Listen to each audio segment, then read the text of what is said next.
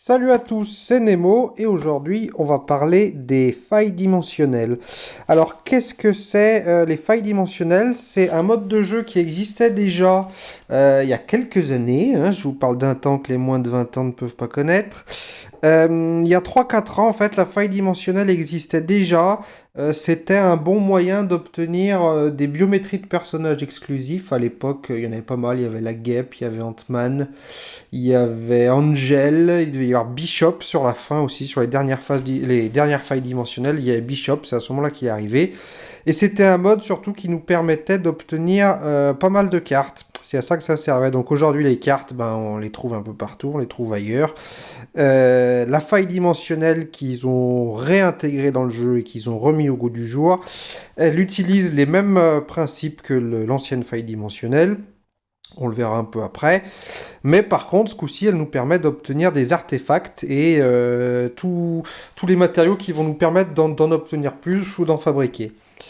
Donc, comment déjà avoir accès à la faille dimensionnelle? Donc, soit il y a ici, vous voyez, à droite, dans le menu à l'accueil, en fait, faille dimensionnelle, là où vous avez mission d'événements, quête d'événements, passe du futur.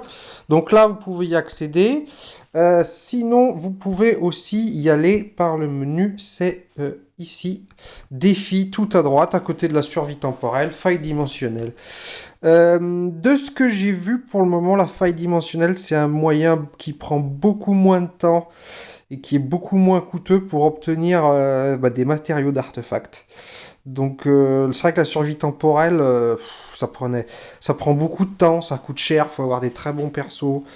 Et au final, le temps qu'on y passe et le prix que ça nous coûte pour le peu qu'on gagne, moi j'ai laissé tomber perso parce que c'était très chronophage quoi. La faille dimensionnelle, c'est quelque chose qui se fait sur quelques minutes. Donc franchement, si vous avez un quart d'heure devant vous, bah, vous faites une faille dimensionnelle. C'est plus rapide et surtout, bah, vous gagnez pas mal de récompenses quand même. Ce qu'on va faire, on va rentrer dans le vif du sujet tout de suite. Voilà comment se passe le menu de la faille dimensionnelle. Donc, vous pouvez participer à 3 failles dimensionnelles par jour. Donc du reset au reset, voilà. Pourquoi 3? Vous pouvez participer à 2 failles dimensionnelles qui ont été ouvertes par des amis ou des membres de votre alliance. Par exemple, merci. Par exemple, là, on voit qu'on a 4 failles dimensionnelles qui ont été ouvertes. C'est assez intéressant parce qu'on a un petit peu de tout là-dedans. John, c'est un membre de mon alliance. C'est Damien, c'est un de mes amis. On a Florest P, c'est un des amis aussi. Et on a Choupi, C8H10, alias Choupi, qui est là. On va s'arrêter une seconde. Je ne peux pas rentrer dans la faille de Choupi là pour le moment. Pourquoi? Il faut savoir qu'une faille dimensionnelle, elle peut laisser rentrer un certain nombre de joueurs. Ce nombre de joueurs, il est limité à 5 plus la personne qui a ouvert la faille dimensionnelle. Donc là, par exemple, dans la faille de Choupi, il y avait déjà Choupi plus 5 autres membres. Je ne peux plus rentrer dedans, typiquement. Ça, c'est une des premières choses. Par exemple, si je vais voir les autres failles, le pauvre Damien, on voit que il est tout seul. Donc, on ira peut-être lui filer un petit coup de main, même si, vu le peu de temps qui reste, ça ne servira pas à grand-chose. Donc, comment ça se passe dans une faille dimensionnelle? C'est tout simple. Regardez, on va rentrer dans la faille de Damien. Et voilà, donc on choisit notre équipe ici. Hein. Moi, j'en avais fait une vite fait comme ça. On choisit le niveau de notre faille. Donc là, au début, quand on n'a jamais fait ce type de faille dimensionnelle, on est obligé de démarrer niveau 1. Et après, si je vais dans d'autres failles dimensionnelles que j'ai déjà fait le niveau 1, je pourrais faire le niveau 2, niveau 3, niveau 4, niveau 5, etc. jusqu'à 6. Déjà, niveau 3, ça se complique pas mal. Niveau 1 et 2, c'est très facile. Niveau 3, ça se complique pas mal. Niveau 4 aussi. Clairement, quand... Moi, j'ai fait que jusqu'au niveau 4 pour le moment. J'ai déjà bien assez galéré. Faut des très bonnes cartes pour aller au-delà. Mais après, vous pouvez tout à fait finir une faille dimensionnelle en faisant des missions niveau 2-3 si vous en faites suffisamment. Hein. Donc nous, on va rentrer dans la faille de Damien, qui est là. Tac, tac. Donc demande d'accès disponible. Donc comme je vous disais, j'ai 2 accès disponibles par jour, plus la faille dimensionnelle que je crée, c'est-à-dire 3 accès. Donc là, si je rentre de celle de Damien, il me restera plus qu'un accès dimensionnel, une autre faille dimensionnelle. Je vais le faire pour vous, tant pis, je vais sacrifier une de mes failles, mais c'est pas bien grave. Surtout vu le peu de temps qui reste et vu que le pauvre Damien était tout seul, ça m'étonnerait qu'on arrive à 100%, je vous expliquerai après. Donc voilà, c'est tout simple. On rentre, on fait quelques missions. Normalement, niveau 1, ça devrait pas poser de problème, ça devrait aller assez vite. Tac, tac. Hop. Donc ouais, c'est beaucoup de mobs. Vous avez un mini-boss en général au milieu du parcours et vous en avez un peu plus imposant à la fin du parcours. Ouais, c'est un niveau de jeu classique, hein. Vous faites un niveau de mode d'histoire, ça y ressemblerait pas mal. Tac. On va avancer un peu normalement.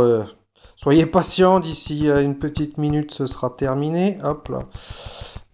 Donc on a fini le premier tableau, là on est dans le début du deuxième en général. Je sais pas exactement combien il y aura de tableaux, mais la faille qu'on avait ce matin, il y avait 4 tableaux avec un boss à la fin du deuxième et un boss à la fin du quatrième.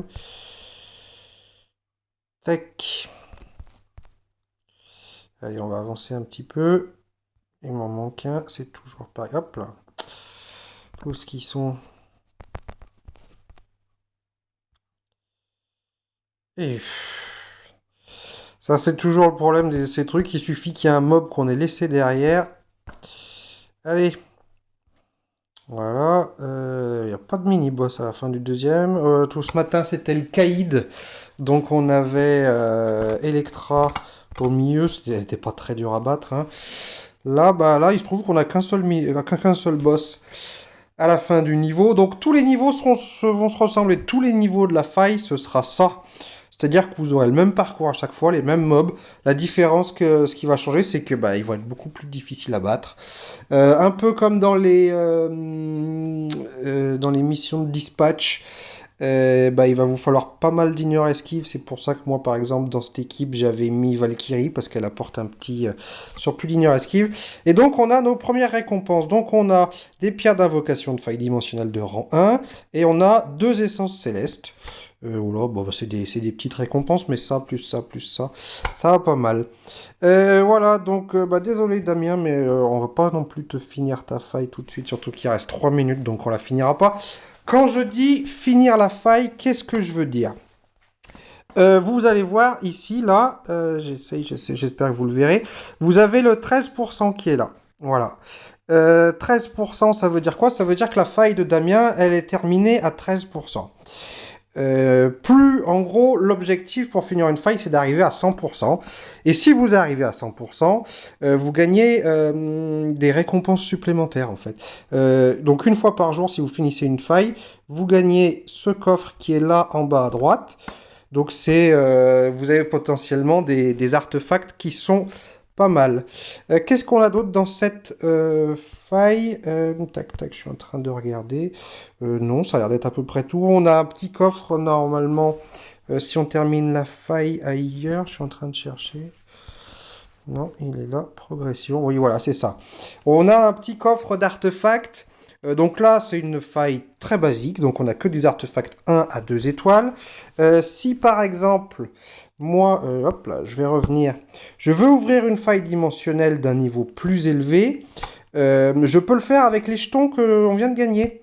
Vous voyez, j'ai gagné ces jetons-là, moi, par exemple. Pierre d'invocation de faille dimensionnelle de rang 1. Donc avec ça, je vais pouvoir ouvrir une faille dimensionnelle d'un niveau plus élevé. Donc par exemple, nous on voyait ici, il y a Florest P. Tout le monde a ouvert des failles dimensionnelles de niveau normal. Florest P, elle a dû bien farmer tout à l'heure. Et du coup, elle a ouvert une faille dimensionnelle de niveau légendaire. Donc elle est à 50%, il est à 50% là. Ils sont 2 dans la faille. Il leur reste 20 minutes. Donc normalement, ils devraient s'en sortir. Qu'est-ce que ça change? Ça change ça, voilà. On peut potentiellement gagner des artefacts 1, 2, 3 étoiles, voire un artefact spécifique. Celui-là, c'est celui de renard blanc. Donc aujourd'hui, c'est celui de renard blanc. Chaque jour va être différent. Je m'explique. Donc, hop là, si vous voulez voir un peu quel jour vous allez avoir, vous allez dans le calendrier en bas à gauche. Aujourd'hui, c'est la manche 5, donc qui se terminera demain à 16h heure française. Donc j'ai toutes mes récompenses ici. Florest P, c'est une faille légendaire qu'il a ouvert. On peut aussi avoir des failles mythiques, encore au-dessus, hein. Donc pour ouvrir ces failles, ça va nous coûter un peu plus cher. Euh, Qu'est-ce que je voulais dire? Voilà, si je veux ouvrir une faille dimensionnelle, je vais venir ici. Et les failles dimensionnelles normales, elles sont gratuites à ouvrir. Là, on ne nous demande pas de ressources. Si je veux ouvrir une faille dimensionnelle avancée, il va falloir que je chope 25 de ces petits jetons verts. Voilà, pour ouvrir une faille, il me faut 25 jetons. Voilà, et ça, chaque jour, c'est pour ça qu'il va falloir farmer pas mal ce mode-là si vous voulez viser les artefacts. En rare, c'est 25 jetons bleus. De toute façon, ça va suivre le code couleur un petit peu qu'on avait régulièrement dans le jeu, hein. Donc vert c'est un peu au-dessus de normal, rare c'est bleu, héroïque c'est violet, légendaire c'est orange et mythique c'est rouge. Voilà, l'idéal, ce que je vous recommande, c'est vous lancez pas à l'assaut tout seul en disant j'ouvre ma faille dans mon coin et je fais mon truc. Essayez de vous organiser avec 2, 3 autres joueurs pour finir votre faille le plus vite possible, pour pas vous faire avoir, parce que une faille, elle reste pas ouverte très longtemps, elle reste ouverte à peu près 30 minutes. L'objectif, c'est quand même de la finir pour avoir des bonnes récompenses, pour avoir pas mal de jetons. Ça, en plus de ça, c'est dommage que la faille de Damien ait disparu. Vous avez des récompenses de meilleurs joueurs.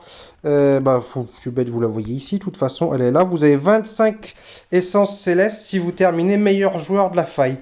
Ça, de toute façon, mais finir meilleur joueur, il n'y a pas 50 solutions. Il faut faire le niveau le plus haut possible et le plus de fois possible. Je vous parlais tout à l'heure de la progression.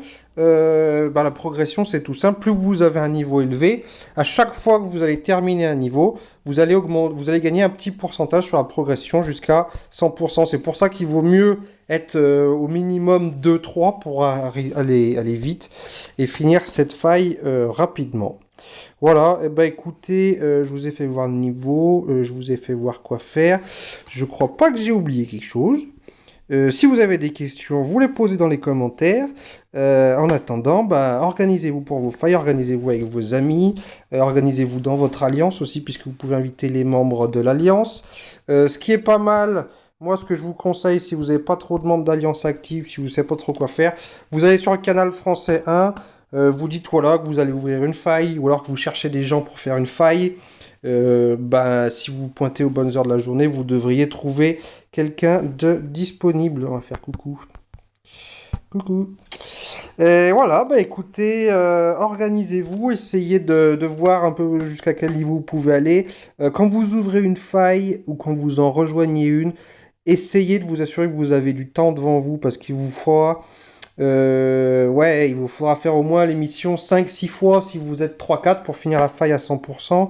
Donc dites-vous pas, tiens, j'ai 30 secondes devant moi, je vais ouvrir une faille. Non, il faut que vous soyez posé dans votre coin, que vous dites, tiens, je vais faire ma faille. Et parce qu'il n'y a pas de mode répétition en plus. À chaque fois, il faut que vous relanciez manuellement toutes les missions. Si en plus votre cogneur, c'est pas votre lead, il faudra le changer manuellement. Il y a un mode jeu auto, mais bon. Ça aide d'être en manuel aussi si vous voulez faire des failles des missions de niveau 6 par exemple. Voilà, écoutez, je vous dis à la prochaine, faites des bonnes failles, organisez-vous bien, et on se croisera peut-être sur le jeu. Salut!